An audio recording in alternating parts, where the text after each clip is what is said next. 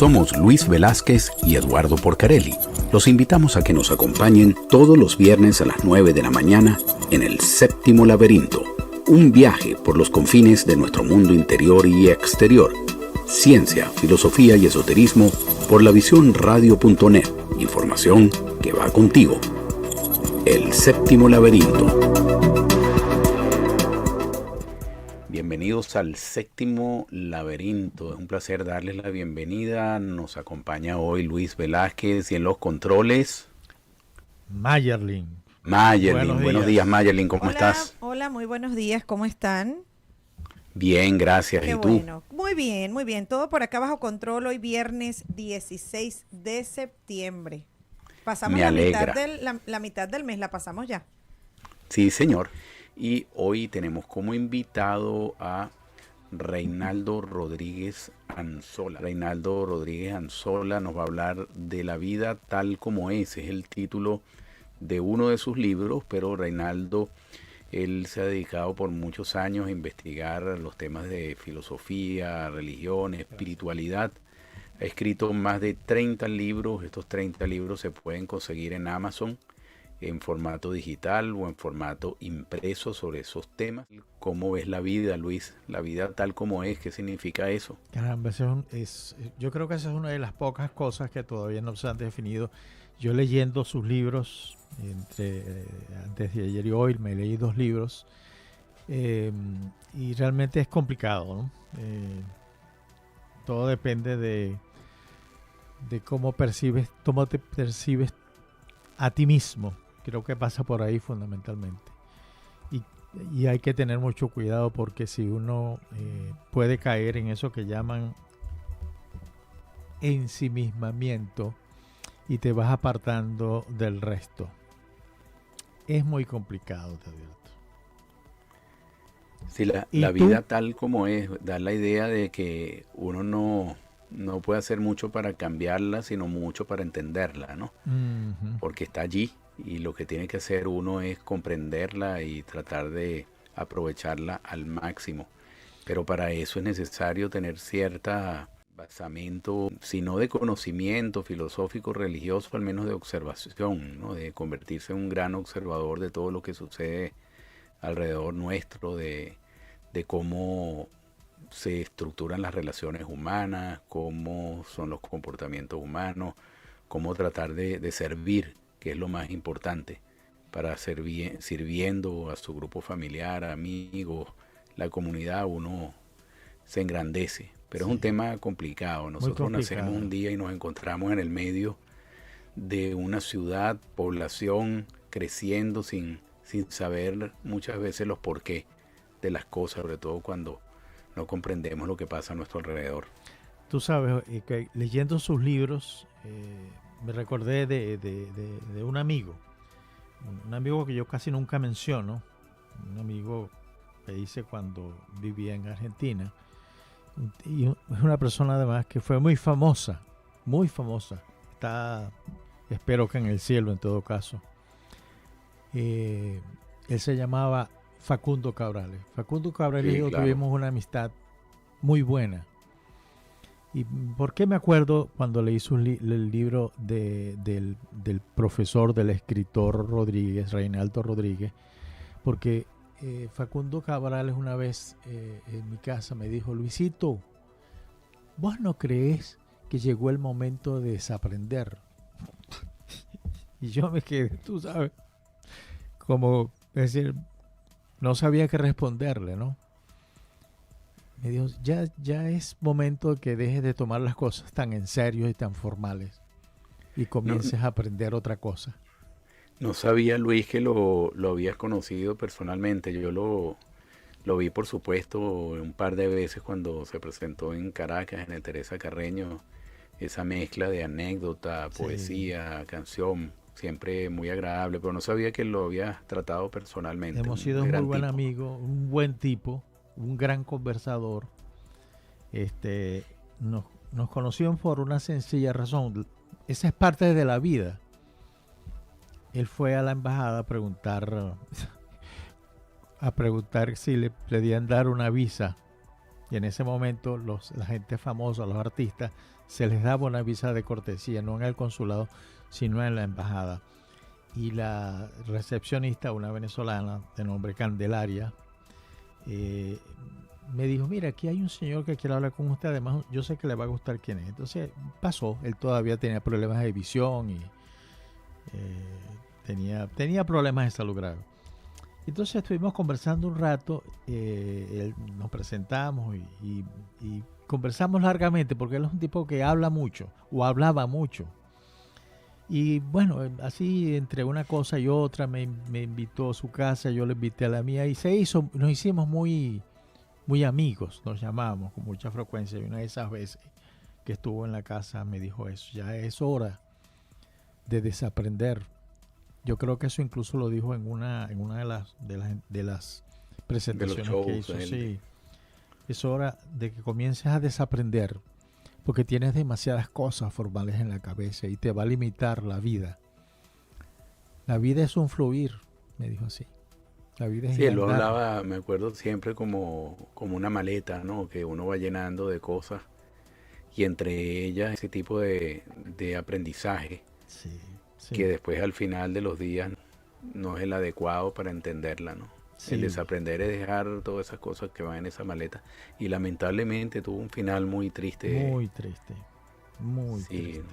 Una equivocación, ¿no? Y lo asesinaron. Y también tenía, él de alguna manera era un sabio. Y él de alguna manera me dijo, acordate, Luisito, vos sabes que la vida no te avisa cuando llegue, pero tampoco te avisa cuando se va.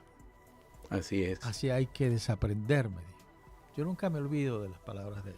Reinaldo es un buscador desde hace muchos años. Ha publicado más de 30 libros que se consiguen en formato digital impreso en la plataforma de Amazon. Pero él dice, peca como todos nosotros de sencillez y de ignorancia, de saber que tenemos que aprender mucho. Pero Reinaldo se ha hecho un trabajo, ha reflexionado mucho sobre temas que nos interesan a todos y sobre los cuales nos hacemos preguntas constantemente como seres humanos conscientes. Reinaldo, nos costó a Luis y a mí ponerle un título al programa de hoy, tomando en cuenta la diversidad de preguntas y temas que te has preguntado y temas que has tratado, pero le pusimos el nombre de uno de tus libros, La vida tal como es. Y te pregunto, Reinaldo, después de tantos años de reflexiones, para ti, ¿qué es la vida? ¿Qué es la vida tal como es? Bueno, permíteme comenzar con 3 verdades que a mí me orientan en la vida y que podríamos pues desarrollarlo en el programa. Que las 3 verdades son afirmaciones negativas. La primera es, no somos la persona que creemos ser. La segunda es, totalmente no estamos separados de nada. Y la tercera es, el libre albedrío no es libre. Entonces, esas 3 verdades, creo yo que alrededor de esas 3 verdades se pueden decir muchísimas cosas y ayudan a comprender lo que es la vida, que al final es un enigma. Entonces tú me preguntas la vida tal como es y te contestaría eso, la vida es un enigma. Los enigmas no se conocen, pero como cosa extraña se evidencian. La vida no se necesita pensarla. Cualquier ser humano se da cuenta que está vivo aunque no pueda explicarlo, aunque no sepa qué es. Y hay que recordar que desde el inicio de la humanidad hay 3 preguntas básicas que son: ¿qué somos? ¿De dónde venimos? ¿Para dónde vamos? Y hasta ahora nadie ha podido responder esas preguntas. Sí. Mucho gusto, me encantó la vida tal como es, déjeme decirle. Muchas gracias por producir eso. Pero Doctor Reinaldo Rodríguez, quisiera saber algo y se lo comentaba a Eduardo que yo fui muy amigo de una persona que debe estar en el cielo por su forma de ser, por lo que hacía en todo caso, por lo buena persona que es. Ahora, él me comentaba una vez en mi casa, o me decía, Luisa, llegó el momento de desaprender, tienes que comenzar a desaprender para volver a aprender. Llevas en la cabeza un disquete, en ese momento no se hablaba de disquete, de demasiadas cosas formales, de demasiadas cosas que tienen o no tienen nada que ver con la vida, pero que a veces en la realidad es otra. Es posible desaprender y volver a aprender para que la vida sea mejor. Buenos días, Luis. Esos comentarios tuyos tienen mucha relación o apuntan a la problemática de la vida. Tratan de que el pensamiento nos lleva al conocimiento, pero el conocimiento no es sabiduría, no es la verdad. Entonces, el conocimiento es necesario, el pensamiento es necesario, pero hay que estar bien claro de cuáles son sus límites, para qué sirve y no la inmensa confusión que todavía prevalece en el mundo de que se considera que la vida es pensamiento, que el pensamiento lo puede todo, de que con el pensamiento vamos a saber la verdad. Y ciertamente es la única herramienta que tenemos para hablar, pero hablando y desaprendiendo de las cosas, de los errores, de los mitos, de las leyendas, hasta de la comprensión de que la ciencia es la herramienta más poderosa que tenemos, pero al final no se puede vivir en la ciencia. Entonces hay que desaprender muchas cosas, eso es cierto. Y Reinaldo, ¿cómo uno nace? De alguna manera uno está como perdido en la selva, ¿no? Y quizás en el lugar donde naces, pues te dan cierta orientación. Mucha gente se convierte católico porque sus padres son católicos, o hinduistas si sus padres son hinduistas, o ateos si sus padres son ateos. Nacemos en un lugar prácticamente sin ningún vínculo con el lugar y con el tiempo lo vamos desarrollando.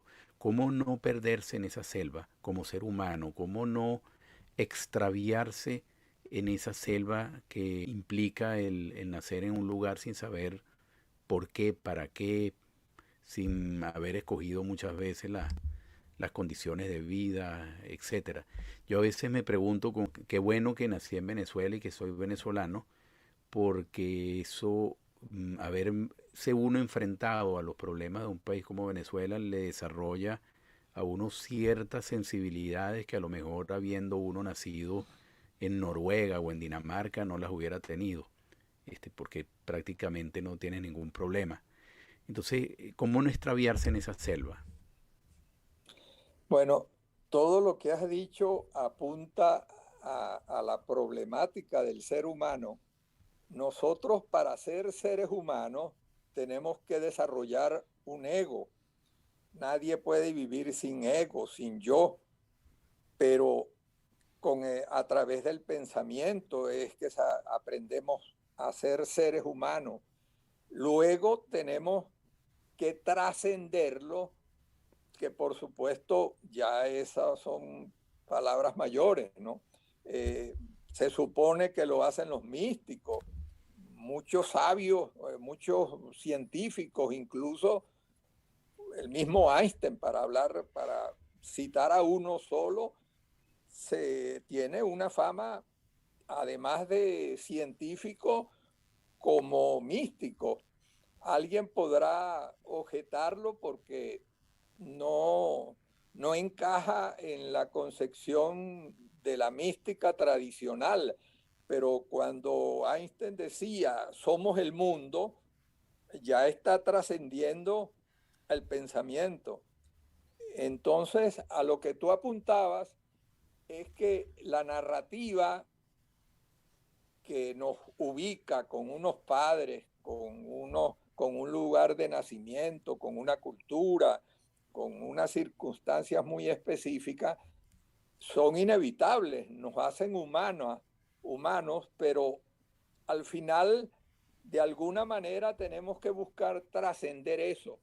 Y allí está el problema, porque el mismo yo, el mismo pensamiento, no puede trascenderse. Entonces, todo lo que nos queda son intuiciones.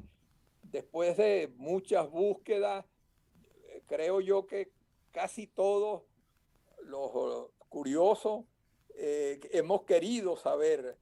Y al final, pues creo yo que la mayoría llegamos a la conclusión de que ese es un problema del ego, el querer resolver todo a través del pensamiento, a través de las ideas.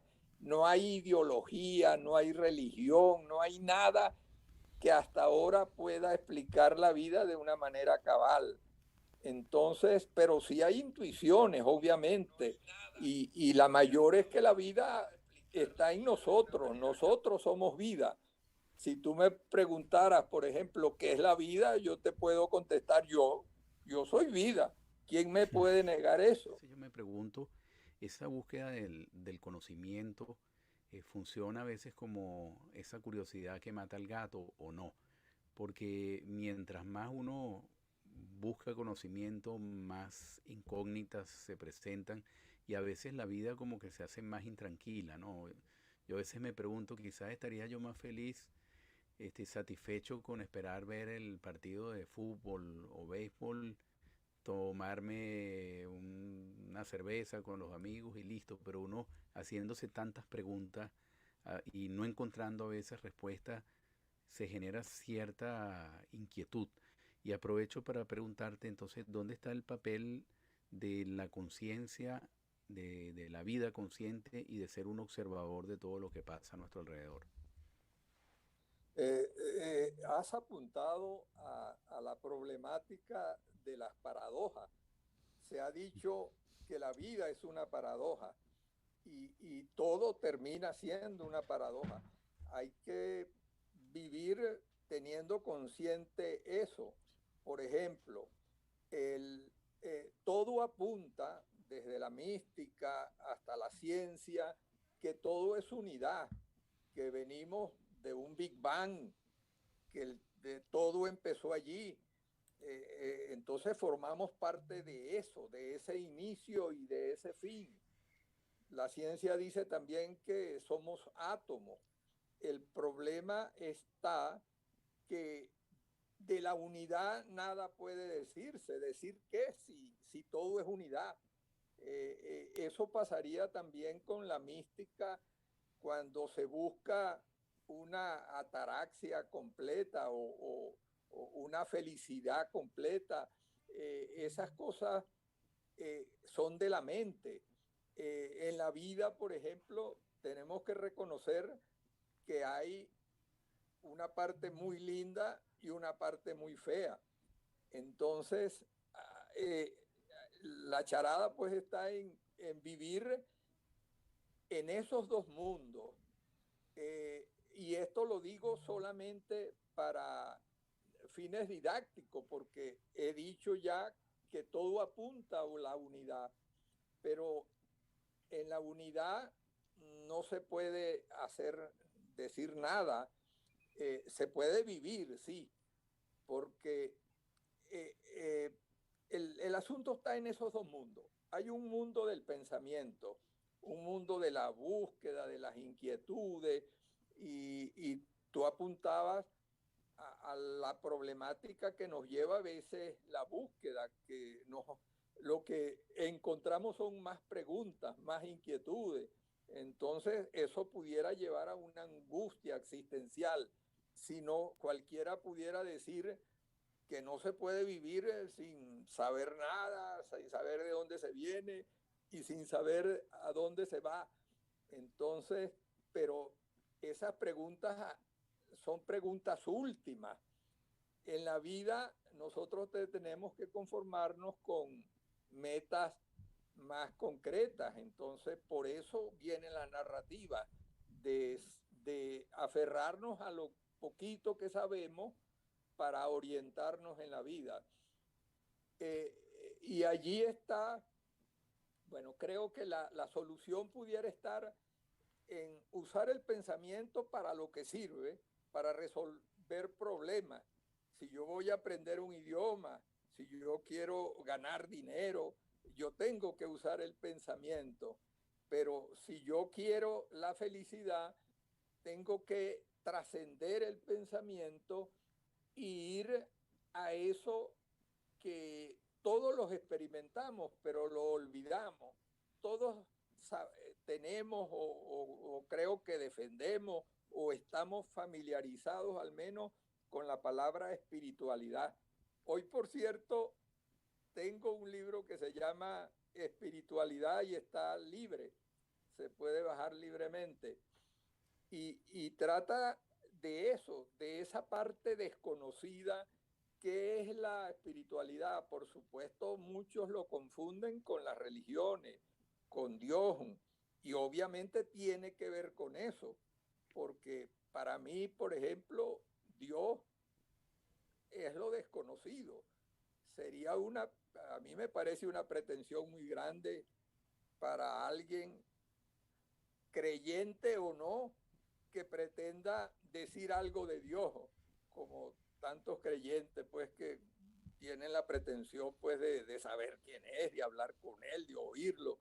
Y los ateos tienen la pretensión de negarlo, como si supieran, hubiesen contestado esas tres preguntas básicas a la cual nos hemos referido.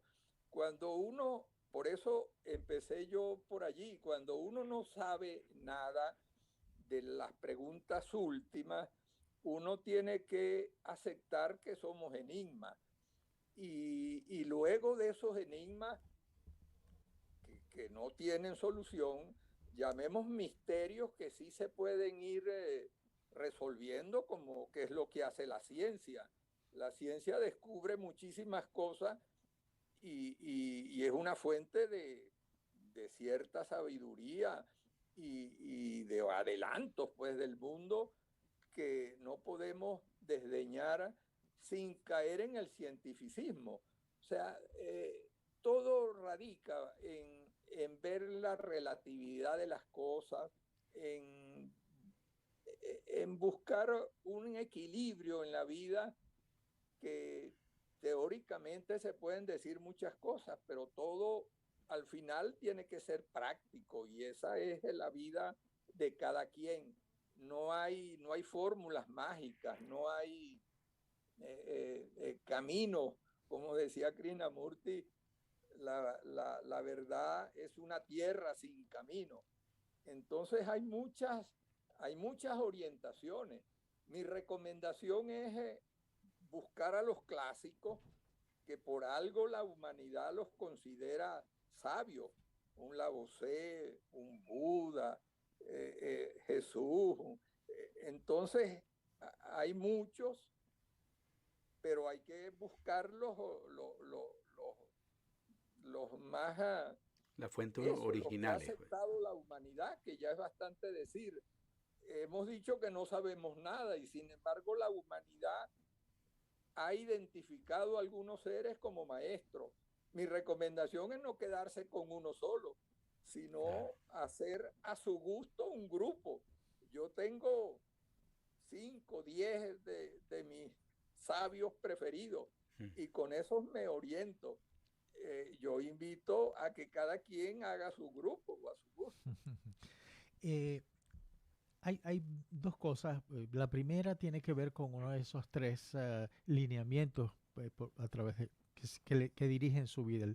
Y es, usted dijo al principio del programa, el libre albedrío no es libre. ¿Por qué no es libre? Y eso es fundamental, porque yo creo en el libre albedrío y me gustaría conocer, más allá de de las pautas sociales que nos vienen poniendo especies de cercas al comportamiento o a la vida de cada uno de nosotros. Y después, en el pensamiento número 81 de la vida tal como es, usted nos dice, la vida no nos pertenece. Nosotros pertenecemos a la vida. Y me gustaría que ahondara eso que usted escribió. Bueno, apuntas a las dos formas de ver la vida. Y esas son dos mundos, esas son dos formas de vivir. O yo vivo a través del pensamiento y yo empiezo a decir que yo hago cosas, que yo soy tal cosa, que yo creo tal cosa. Y la otra, desde la vida misma, sería sentirme vida, ver cosas, pero sin caer en el pensamiento se puede vivir. Uno ve cosas, uno hace cosas y no se necesita estar pensando siempre. Ese fluir con la vida es una de las claves del asunto. Para mí la vida lo es todo porque es todo lo que somos. Somos vidas por lo menos consciente por un tiempo relativamente corto o largo, como se quiera ver, pero al final nosotros, yo dije hace poco que soy vida, obviamente no con la pretensión de que soy la vida total, formo parte de la vida. Por eso hasta la idea de Dios, yo la he resuelto con poner como sinónimo Dios y vida. Y para mí todo calza, ¿no? Cuando uno dice cualquier cosa de Dios, pudiera decir de la vida, y al final la vida lo hace todo. Respondiendo concretamente a tu pregunta, cuando yo hago algo, lo hace la vida, no lo hago yo. Claro, uno tiene la pretensión, el ego, tiene la pretensión de que uno, de todo depende de uno, de que uno se formó, de que uno puede, de que todo dependiera de uno, y se olvida de que uno le pertenece a la vida. Al fin y al cabo, la vida fue la que nos trajo, la vida nos llevará y nadie puede evitar eso. Entonces, no soy yo el que hago cosas, lo hace la vida. Algunas personas tienen que pasar por una situación traumática como para comenzar a hacerse este tipo de preguntas.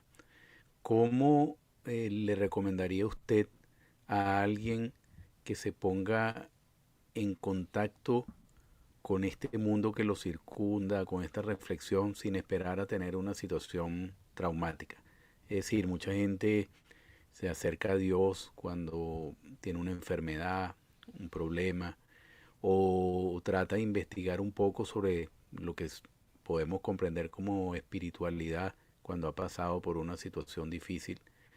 Y uno se pregunta, bueno, ¿por qué tener que esperar a llegar a una situación difícil para cometer una tarea que todos como espíritu que somos deberíamos iniciar desde un principio? ¿Qué recomendación le da usted a alguien que lo está escuchando y dice, oye, yo tengo que dedicarme un poco más a mí mismo, a mi mundo espiritual y dar los primeros pasos, leyendo los clásicos, observando?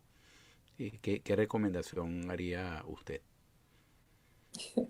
Se me vienen a la mente dos respuestas. La primera sería no sé. Y la segunda, una del ego, pues una de las pretensiones que tiene uno. Te acabo de hablar de que hay un libro mío hoy libre, que bueno, pudiera empezar por ahí, por acercarse a lo que pudiera ser la espiritualidad. Pero dije antes que la espiritualidad es la parte desconocida o más desconocida de nosotros mismos. Entonces, al final, todo termina siendo incógnita. Dijimos o recordamos hace poco el dicho de Krishnamurti: la verdad es una tierra sin camino. Hemos hablado de algunos maestros. Todas esas son posibilidades para cualquiera que ande en una búsqueda o quiera acercarse a la espiritualidad, pero lo que trato de no caer es en considerar pues que es lo que yo diga o mi orientación. Claro, claro. Cada vida es única. Mis experiencias no las puedo transmitir, no las puedo. Y lo que yo creo, todos tenemos la pretensión, o bueno, casi todos, de alguna u otra manera, pues que si bien no sabemos que si tenemos o no tenemos alguna religión, tenemos alguna buena orientación. Todas esas son pretensiones. Todo al final sí pasa por el tamiz de la serenidad, de lo que se considera felicidad, sabiduría. Y esas cosas no han podido ser definidas en una manera pues unánime, que todo el mundo las acepte, pero sí sabemos que hay cierta felicidad, cierta sabiduría, y allí está una de las claves. Si tú buscas alguna orientación y consigues cierta felicidad y cierta sabiduría, bueno, creo yo que ese es un camino para saber si se va por buen camino o no. Cualquier cosa que traiga tranquilidad, serenidad y obviamente la filosofía, la espiritualidad, la mística que está en todas las religiones, todas esas cosas ayudan con el gran problema de que son la parte más desconocida del ser humano, del conocimiento. Uno le hablan de materia y uno, pues, bueno, puede hasta mostrar algo, bueno, esto es materia, y mostrar una silla, pero al final la ciencia misma no sabe lo que es materia. Esto como para recordar que nos aferramos a algunos conceptos porque los tenemos como más cercanos y como llegamos a creer que lo conocemos como la materia, pero incluso la materia también es enigmática.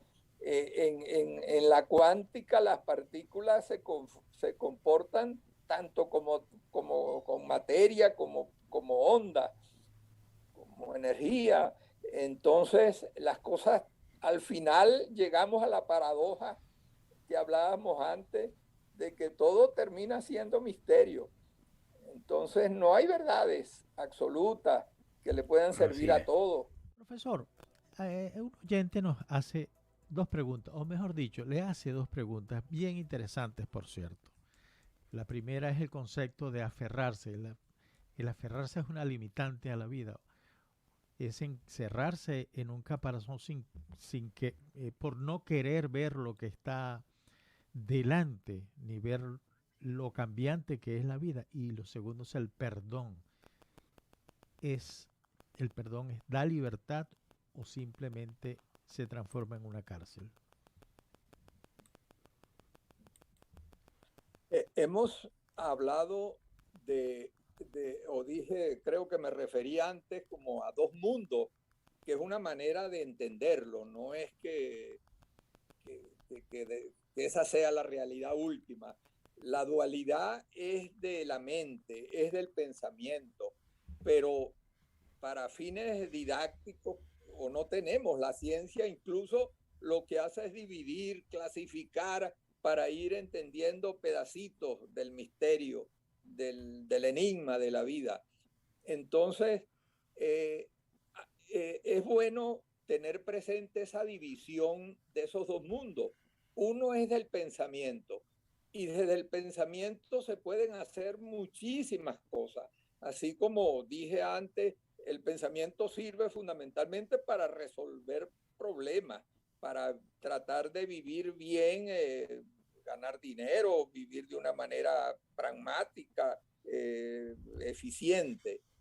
Y entonces, por esa vía, en ese mundo, hay eso, por ejemplo, el pensamiento positivo, el utilizar la mente pues para aumentar la autoestima, todas esas cosas ayudan, pero lo que hay, si se quiere ahondar más, si se quiere ir más allá, hay que recordar que el pensamiento también es el problema, porque el pensamiento nos lleva a eso, a la identificación con las ideas y al aferrarnos a las cosas.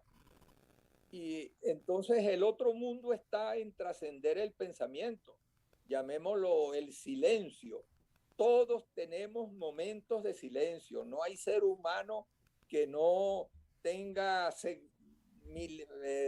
algún silencio entre un pensamiento y otro.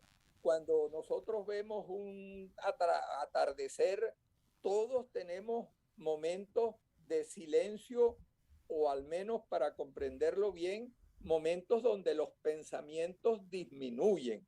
Podemos estar viendo un atardecer media hora y nos damos cuenta de que sí, llegaron algunos pensamientos, pero que la mayor parte del tiempo estuvimos en silencio. Entonces, ese silencio es un poco la clave también de todo. Hay que buscar el silencio. En el silencio, tú no puedes estar aferrado a una idea, porque si no, no sería silencio.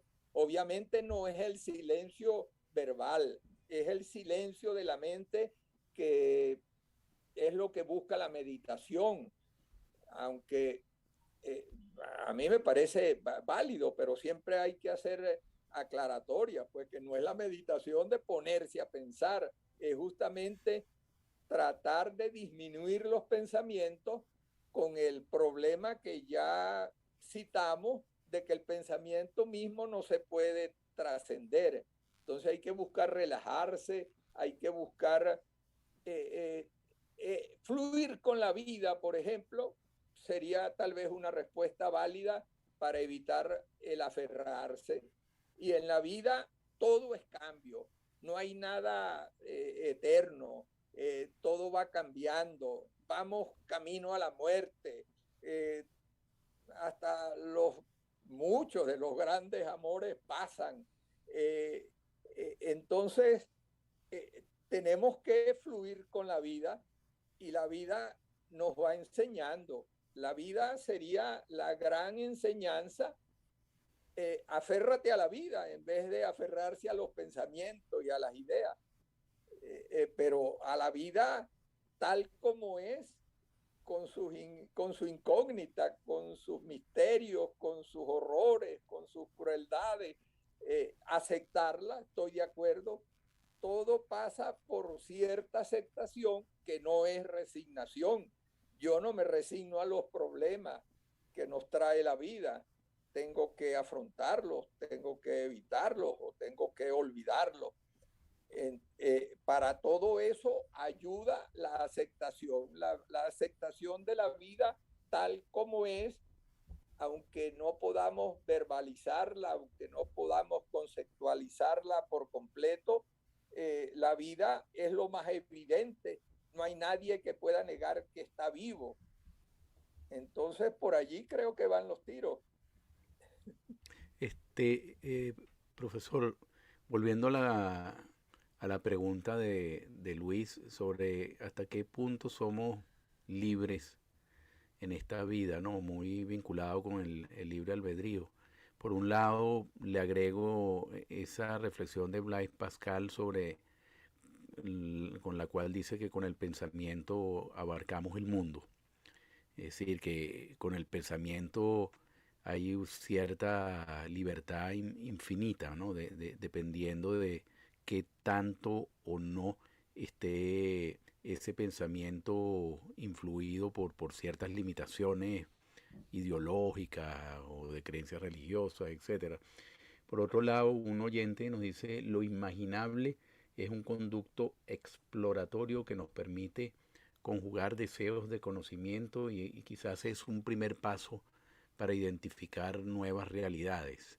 Entonces, ¿hasta qué punto nosotros en esta vida tal como es, tenemos ciertos espacios de libertad? ¿O cómo se conquista esa libertad, al menos de pensamiento, de comportamiento, etcétera? Buena pregunta. Bueno, Excelente. hace un rato hablamos de las paradojas y se me ocurre una paradoja que tiene que ver con lo que has planteado. Eh, eh, en alguno de mis libros yo escribo que cuando aceptamos no ser libres es cuando más libres somos. Entonces, el ver la verdad, el ver la realidad, ya es liberadora. Ya Jesús lo dijo, pues que la verdad libera. Entonces, eh, eh, fíjate la gran paradoja, pues el libre albedrío no es libre, pero no podemos rehuir la responsabilidad. Sabemos que estamos implicados, imbuidos, interconectados, formamos parte de la vida. De alguna manera, nosotros influimos en la vida. Fíjate que, bueno, es la cosa que están de moda. Se me viene pues a la mente que la física cuántica le da una injerencia pues a la voluntad en los experimentos, o sea, que pareciera que obviamente no es tan extraño, nosotros formamos parte de la vida y lo que hacemos influye en la vida. Entonces, por pequeña que sea el grado de libertad que hay, pareciera que hay algo o, o al menos no hay otra solución pues que aferrarnos a hacer lo mejor posible porque la vida nos obliga a tomar decisiones y creo yo que esa es una buena definición del libre albedrío. Vemos opciones, esa es una característica del ser humano y estamos obligados a tomar decisiones porque hasta cuando no las tomamos, de hecho, viene una consecuencia. Entonces, en la práctica es como que si la hubiésemos tomado.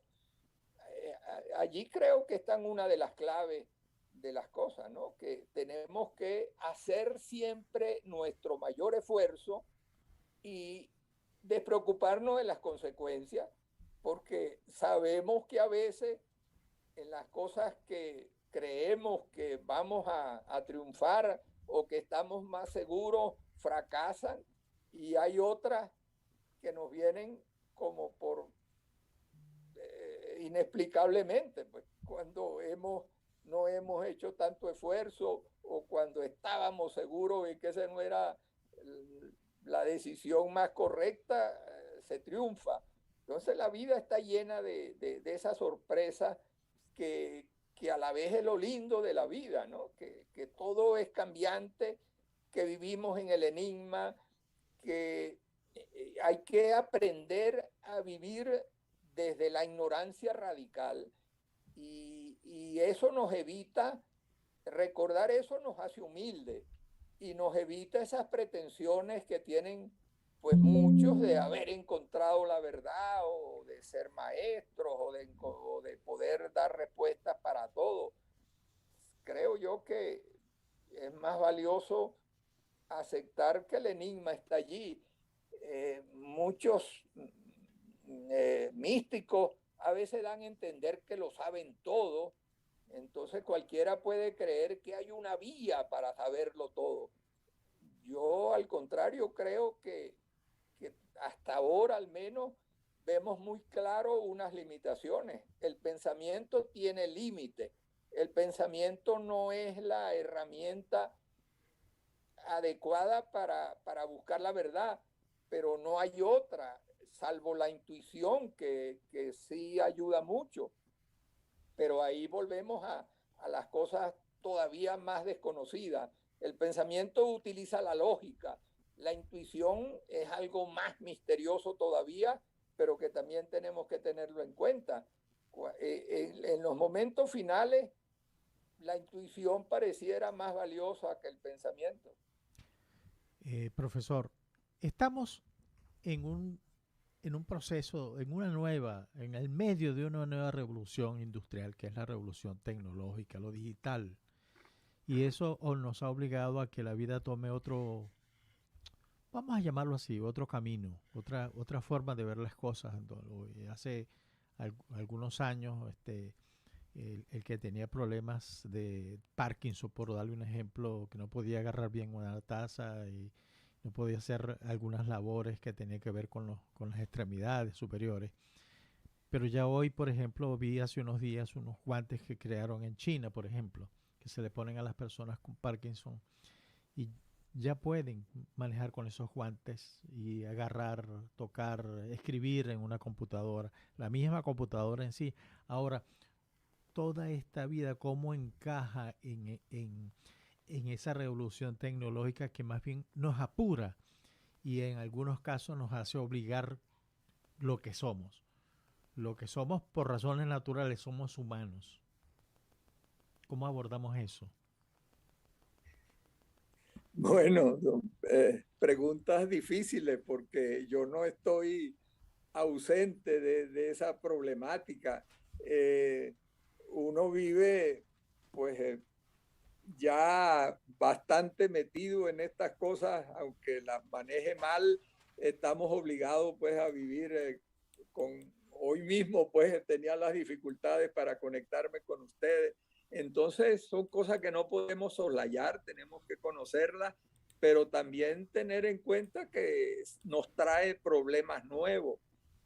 Nunca en la vida hemos tenido acceso a tal cúmulo de información y de, bueno, pues en las redes podemos encontrar respuestas o orientaciones o material pues, para cualquier pregunta. Ciertamente estamos cada vez el mundo se hace más complejo, las cosas se aceleran, la tecnología va cambiando cada vez con más rapidez. Eso nos trae problemas nuevos y yo no tengo la solución para el asunto. A veces quisiéramos que el mundo fuera un poco más lento.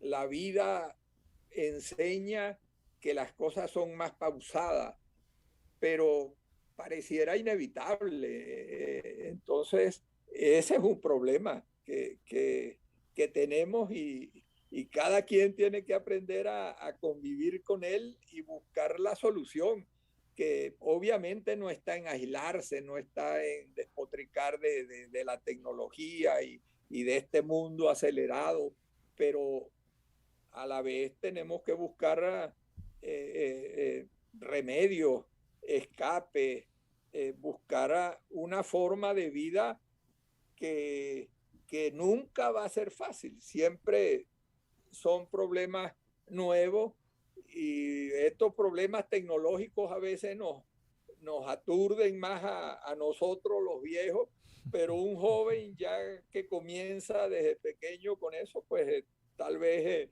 lo sabrá manejar mejor. Sin embargo, tú has hecho un buen esfuerzo en lidiar con esa tecnología. Yo les recuerdo que todos los libros de Reinaldo Rodríguez Anzola están en formato digital y formato impreso. Se pueden acceder desde cualquier parte del mundo. Tienen un costo verdaderamente accesible y él a veces diariamente coloca algunos de esos libros para ser descargados en forma gratuita.